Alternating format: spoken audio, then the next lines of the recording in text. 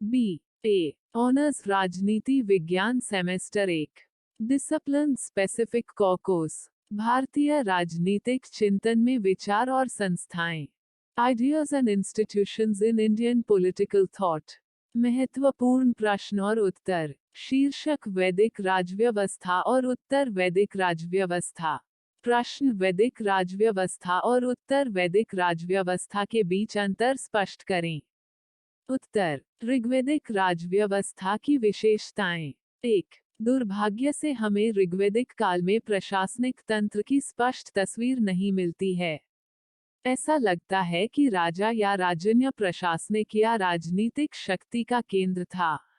यह मुख्य रूप से युद्ध में अपने कबीले की सफलता में उनकी प्रमुख भूमिका के कारण था।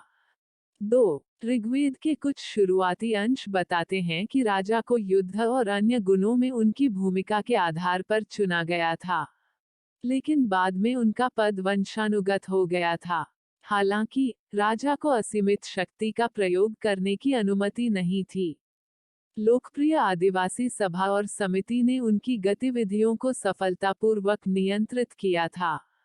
3 उनके प्रमुख कर्तव्य अपने कबीले की रक्षा करना, उसके मवेशियों की रक्षा करना, उसके लिए युद्ध लड़ना और अपने पूरे आदिवासी समुदाय की ओर से देवताओं की पूजा करना था।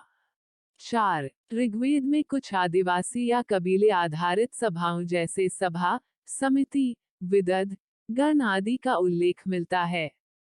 उन्होंने विचार विमर्श, सैन्य और धार्मिक कार्यों का प्रयोग किया। 5 विदद ने वितरण और पुनर्वितरण गतिविधियों के लिए एक उत्कृष्ट जनजातीय राजनीतिक आर्थिक संगठन के रूप में कार्य किया।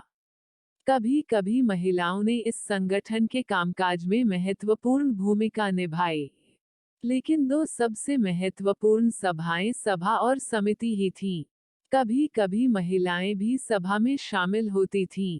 ये दोनों सभाएं इतनी शक्तिशाली और प्रतिष्ठित थीं कि मुखिया या राजा इन सभाओं के सदस्यों का समर्थन हासिल करने के लिए हमेशा उत्सुक रहते थे। 6 ऐसा लगता है कि सभा का प्रतिनिधित्व कुछ सम्मानित और बुद्धिमान बुजुर्गों द्वारा किया जाता था और यह दोनों मुख्य रूप से सामाजिक और धार्मिक समस्याओं की निगरानी करती थी। समिति सबसे शक्तिशाली आदिवासी सभा थी जो प्रशासनिक और राजनीतिक गतिविधियों से निपटती थी। इसके सदस्य ही राजा का चुनाव करते थे और उसकी अन्य गतिविधियों को नियंत्रित करते थे।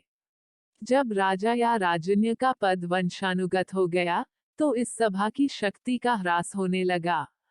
7 नियमित प्रशासनिक कार्यों में राजा की कुछ अधिकारियों द्वारा सहायता की जाती थी। ऐसा प्रतीत होता है कि पुरोहित सभा में सबसे महत्वपूर्ण पदाधिकारी होता था। हम ऋग्वैदिक काल में 2 प्रसिद्ध पुरोहितों, वशिष्ठ और विश्वामित्र के बारे में सुनते हैं। 8 उनका मुख्य कर्तव्य आदिवासी प्रमुख राजा को युद्ध में कार्रवाई के लिए प्रेरित करना था और मवेशियों, धातुओं, कपड़ों और महिला दासों में सुंदर पुरस्कार के बदले में उनके कारनामों की सराहना करना था।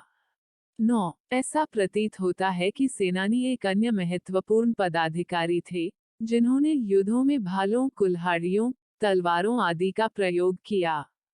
लेकिन हमें कर वसूल करने वाला कोई भी प्रशासनिक पदाधिकारी नहीं मिलता। शायद राजन्य या मुखिया लोगों से स्वेच्छा से कर प्राप्त होता था, उपहार रूप में, जिसे बाली कहा जाता था। बाली को स्पष्ट रूप से अपने स्वयं के गणों के साथ साथ शत्रुतापूर्ण लोगों से भी प्राप्त किया गया था जो अधीन हुआ करते थे।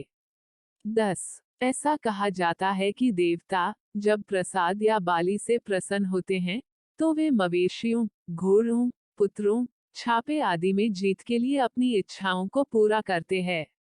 11 ऋग्वेद में न्याय प्रशासन के लिए किसी पदाधिकारी का उल्लेख नहीं है, लेकिन इसका मतलब यह नहीं है कि ऋग्वैदिक समाज चोरी, सेंधमारी और अन्य छोटे अपराधों से मुक्त था।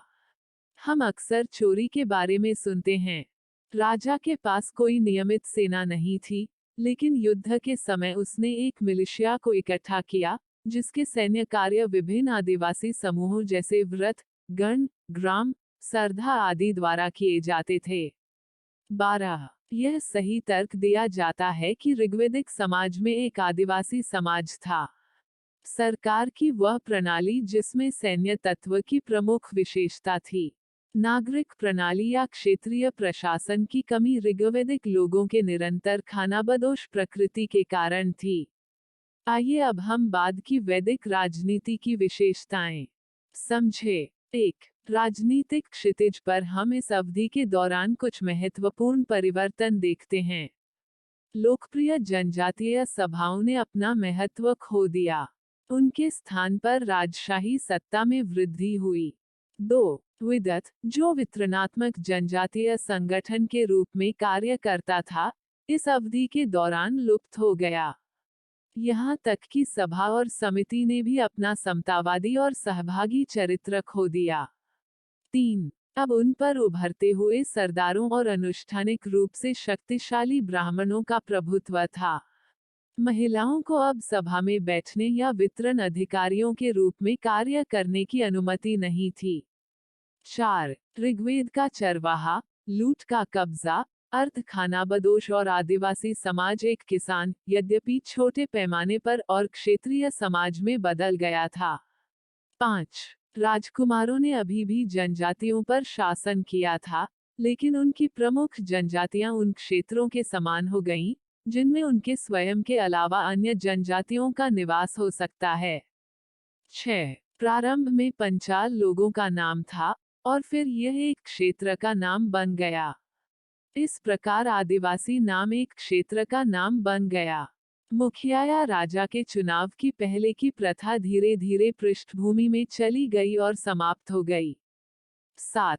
ऋग्वैदिक स्वैच्छिक उपहार, जिसे लोकप्रिय रूप से बाली कहा जाता था, जिसे आदिवासी राजन प्रमुखता से प्राप्त करते थे, अब एक अनिवार्य कर यानी टैक्स में तब्दील हो गया था। इस प्रकार कर संग्रह की शुरुआत इसी काल में मिलती है। पुरोहित विचारकों के शक्तिशाली उभरते वर्ग अर्थात ब्राह्मणों ने किसानों पर वित्तीय और प्रशासनिक नियंत्रण स्थापित करने के लिए जटिल अनुष्ठानों के तंत्र विकसित किए। 8.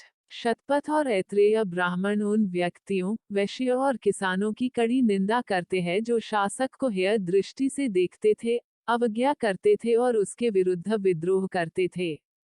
9. शतपथ ब्राह्मण का सुझाव है कि वैश्य या किसानों को अभिजात वर्ग से ऊपर नहीं रखा जाना चाहिए। जिन्होंने किसानों को अभिजात वर्ग के बराबर बनाया वे अभिजात वर्ग और किसानों के बीच स्थिति भ्रम पैदा करते हैं।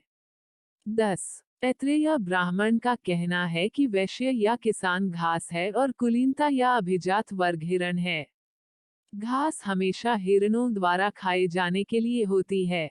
शतपथ ब्राह्मण का सुझाव है कि किसानों को एक ओर से ब्राह्मणों से और दूसरी ओर से क्षत्रियों से घिरा होना चाहिए। कई वैदिक संदर्भों से यह स्पष्ट है कि वैश्य ब्राह्मणों और क्षत्रियों की तुलना में संख्यात्मक रूप से अधिक मजबूत थे। 11. इस प्रकार, उन्हें नियंत्रित करने की आवश्यकता उत्पन्न हुई और उन्हें शासक वर्गों को समय समय पर दशमांश या करों का भुगतान करने के लिए मजबूर होना पड़ा। लेकिन यह देखना आश्चर्यजनक है कि बाद के वैदिक ग्रंथों में कर एकत्र करने के लिए किसी स्थापित प्रशासनिक तंत्र का उल्लेख नहीं है। 12. भागदूध शब्द की व्याख्या कर यानी टैक्स संग्रहकर्ता के अर्थ में नहीं बल्कि वितरक के अर्थ में की जाती है। इस प्रकार किसानों से वसूल किए जाने वाले करों की प्रकृति के बारे में हमें कोई स्पष्ट जानकारी नहीं प्राप्त होती है। 13. सोने और चांदी जैसी कीमती धातुओं के उपयोग के बावजूद बाद का वैदिक समाज एक गैर मौद्रिक समाज था जिसमें करों को केवल वस्तु के रूप में ही एकत्र किया जाता था। 14. सरल भाषा में कहें तो लेनदेन हेतु वस्तु विनिमय प्रणाली ही लागू थी। यह इस अवधि में पूर्ण क्षेत्र लकड़ी के हल पर आधारित कृषि के कारण कृषि अधिशेष की सीमित उपलब्धता थी। इस प्रकार, यह एक छोटे पैमाने पर गैर मौद्रिक किसान समाज हुआ करता था। तो कुल मिलाकर इस प्रस्तुति में हमने वैदिक और उत्तर वैदिक राज व्यवस्था के बारे में मौलिक जानकारियां प्राप्त की। प्रस्तुति समापन। आपका धन्यवाद। Disclaimer: This notes has been made after a lot of research, yet the accuracy of the answers may vary.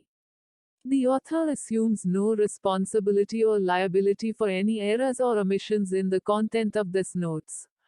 The information contained in this notes is provided on an as-is basis with no guarantees of completeness, accuracy, usefulness or timeliness.